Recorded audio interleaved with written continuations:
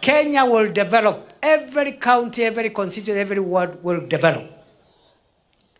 Na wale watu wanafanya mikutano ya bure, they are wasting time. Maneno ya campaign, filimbi ikipigwa, wataona vumbi. Sisi tu, yani mimi nimekuwa interior minister, nimepigana na Al-Shabaab. Nilikuwa hata navaa uniform ya vita.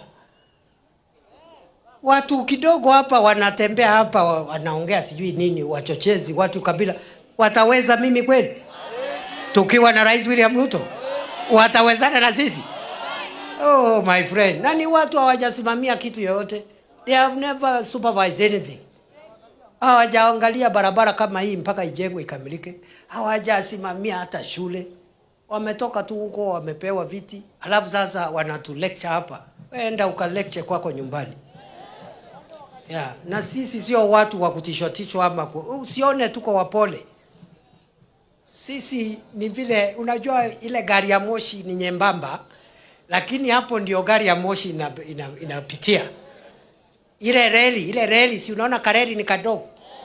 Lakini gari ya moshi inapitia hapo juu yake. So usidharau reli kwa sababu ya uembamba. Gari ya moshi upitia juu yake jameni. Ama namna gani?